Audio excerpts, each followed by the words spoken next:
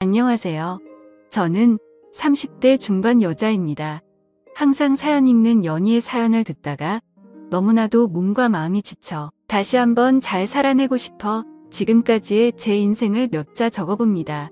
제 사연을 들려드리자면 저희 엄마와 아빠는 저를 혼자 임신하셔서 결혼하셨고 20살 때 저를 낳으셨어요. 엄마는 지금으로는 너무나도 어린 나이였을 때 저를 낳고 키우셨고 3년 후에 제 남동생까지 낳으셨습니다.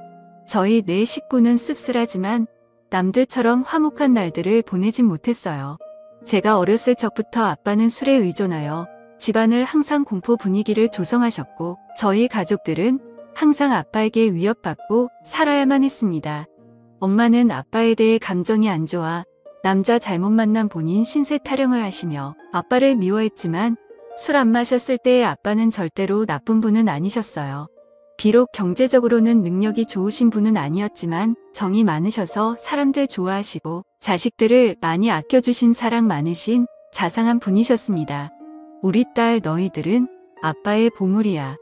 아빠가 너희를 얼마나 사랑하고 있는지 잘 알지.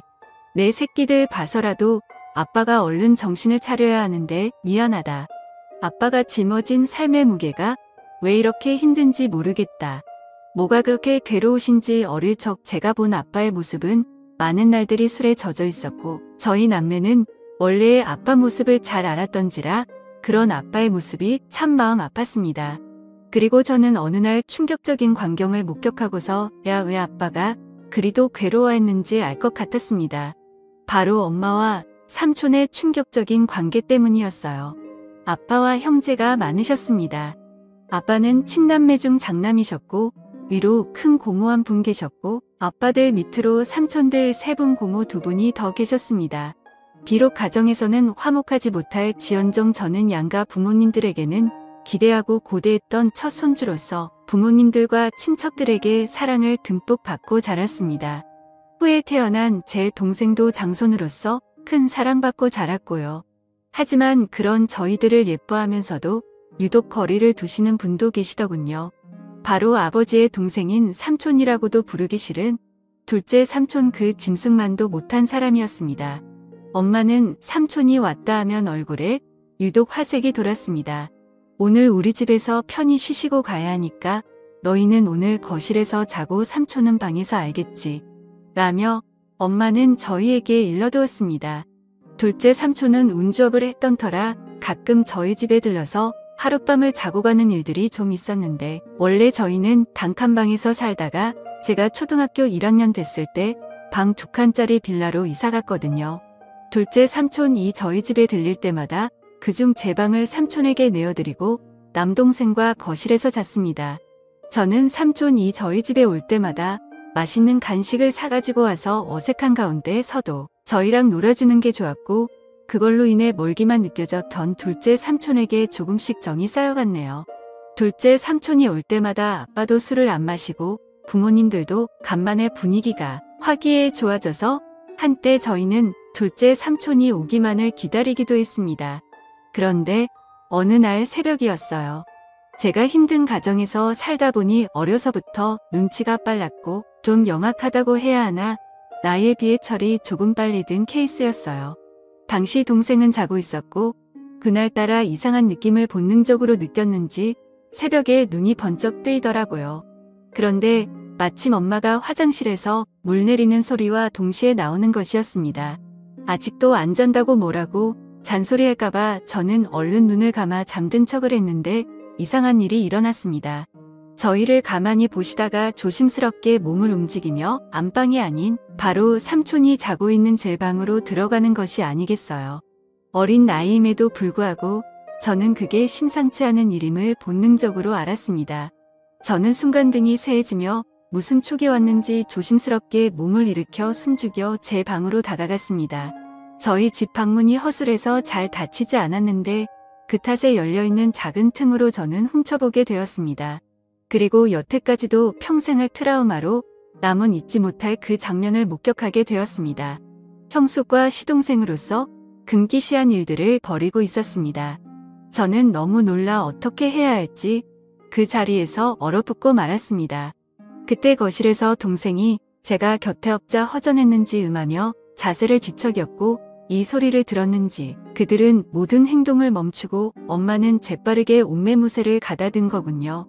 저는 들킬까 싶어 제자리로 돌아와 다시 자는 척을 하며 누웠고 엄마는 어둠 속에 취약함을 가린 채 아무 일도 없었다는 듯 안방으로 돌아왔습니다.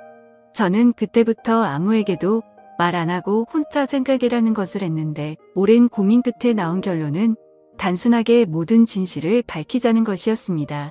그렇게 해버리면 어린 마음의 모든 게 다 제자리를 찾고 정상으로 돌아올 것 같았거든요. 비틀린 이 이상한 현실에 하루도 머물고 싶지 않았던 저는 기회를 엿보다가 마침 아빠와 둘째 삼촌만 빼고 친가들이 모여 가족 식사하는 자리에서 제가 본 그날의 진실을 폭로하였습니다. 일목요연하고 또박또박 엄마랑 둘째 삼촌의 새벽에 제가 본 것들을 가감없이 얘기하자 엄마의 표정이 새하얗게 질리며 급한 대로 제 입을 막으려 했네요. 허나 이미 수상함을 느낀 큰 고모는 엄마를 젖혀두고 저를 방으로 데려와 차근차근 무슨 이야기인지 얘기해보라며 말씀하시는데 저는 말하다 말고 목이 메어와 울음을 크게 터뜨리며 말을 이어갔네요. 덕택의 집안은 발칵 뒤집혔고 둘째 삼촌은 소환돼서 친척들에게 어쩜 내가 형수랑 그런 짓을 벌일 수 있냐며 비난의 화살을 맞았습니다. 이 소식을 뒤늦게 들은 아빠는 충격을 금치 못하고 둘째 삼촌과 주먹이 오가며 한바탕 난리를 벌였고 저희 가정은 17개도 제 소망과는 다르게 파탄을 맞고 말았네요. 바로 엄마가 그 일을 계기로 지우치원생 남동생을 데리고 둘째 삼촌과 행방을 감췄던 겁니다. 훗날 드라마나 영화에서 보는 남녀의 야반 도주를 보며 우리 엄마도 동생 데리고 둘째 삼촌과 저런 도피를 했을까 비꼬며 생각했네요. 가뜩이나 술을 필요로 했던 아빠는 아이의 술독에 파묻혀 살게 되었고 엄마와 삼촌을 반드시 찾아내어 복수하겠다며 증오심을 갖고 다녔습니다. 아빠는 늘 술을 취한 채 정신적인 고통을 이기지 못하고 자고 있던 저를 이불에 쌓아 조수식에 태우고 어디에 있는지도 모르는 그들을 찾으러 나섰고 그럴 때마다 저는 두려움에 떨어야만 했습니다. 지금 생각해보면 아빠는 저의 폭로가 원망스러웠는지도 모르겠어요.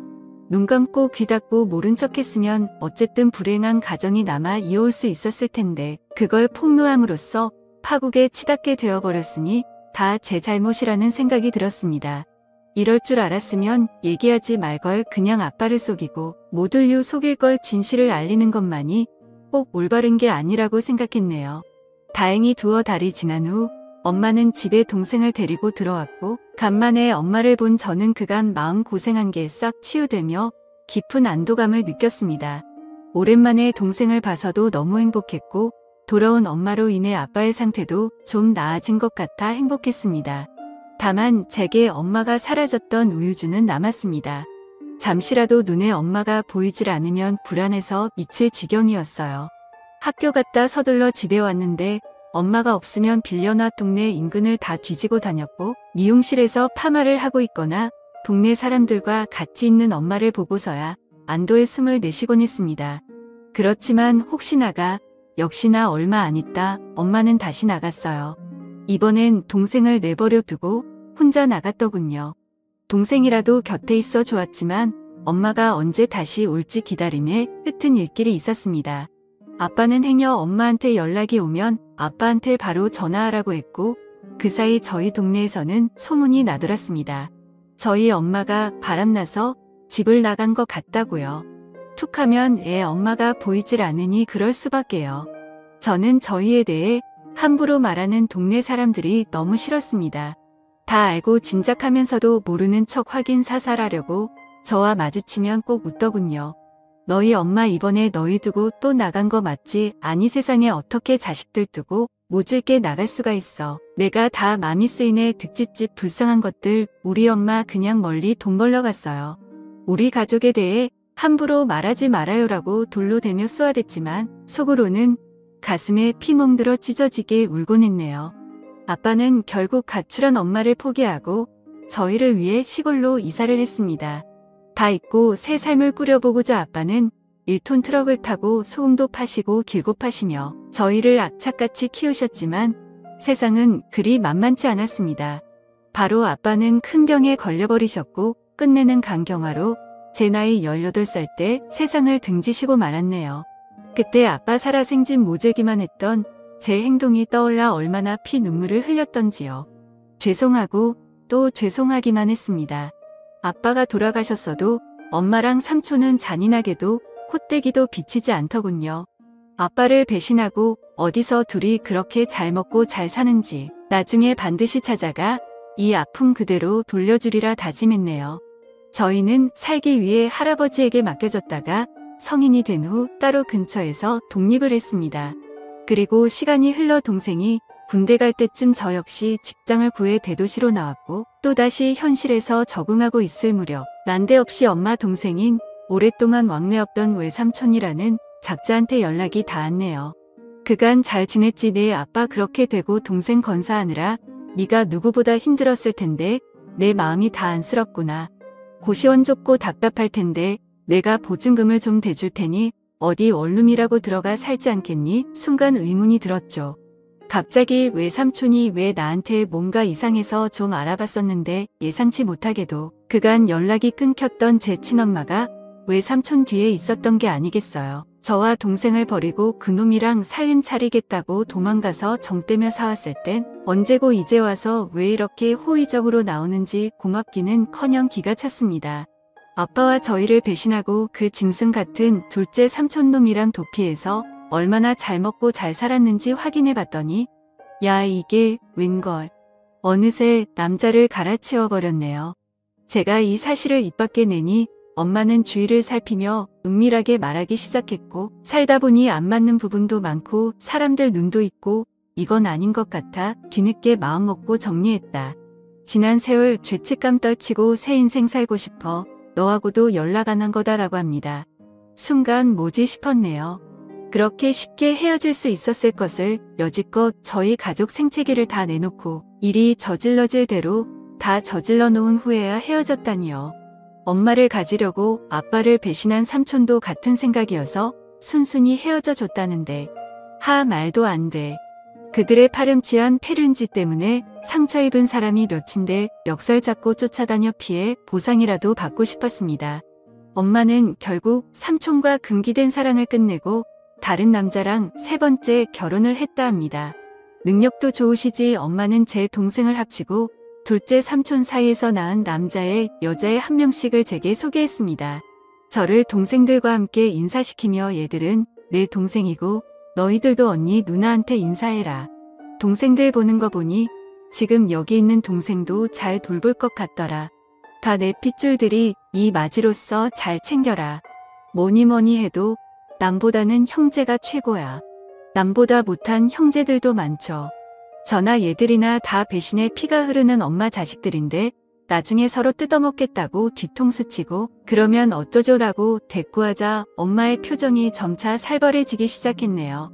전혀 패륜 상황의 내막을 모르는 새아빠는 분위기를 환기시키고자 그저 호화하신다라고요. 새아빠는 평범하고 사람 좋으신 분이셨습니다. 엄마는 정말 미웠지만 가족들이 그리웠던 저는 엄마를 용서하고 잘 지내보려고 노력했습니다. 허나 엄마와 삼촌의 옛 트라우마는 쉽게 잊혀지지 않더라고요. 엄마 역시 지난 세월을 후회하며 저와 함께 잘 살려야 하는 것 같았지만 제가 본인의 치명적인 비밀을 알고 있으니 저를 편히 대하질 못했습니다. 심지어는 저더러 미용실에서 엄마라고 하지도 말라고 하고 주변인들에게는 저와의 관계를 숨기려고 하더군요. 새아빠가 절 자식으로 인정한다며 친척들에게도 소개하려 할 때도 엄마는 필사적으로 행여 칙 잡힐까 싶어 말렸습니다. 엄마의 숨겨진 자식으로 살아야 하는 기분도 참 더럽더이다. 더러운 놈의 둘째 삼촌 자식들은 엄마 거리며 당당하게 살고 있는데 우리 아빠 자식이었던 전 왜 숨겨져야 하는지 감정의 분노가 스밀스밀 살아났습니다.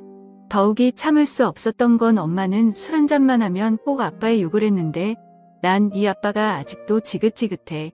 난 O형인데 왜 니들은 니들 아빠처럼 A형이냐고. 너나 네 동생이나 아빠 너무 쏙 빼닮아서 싫어.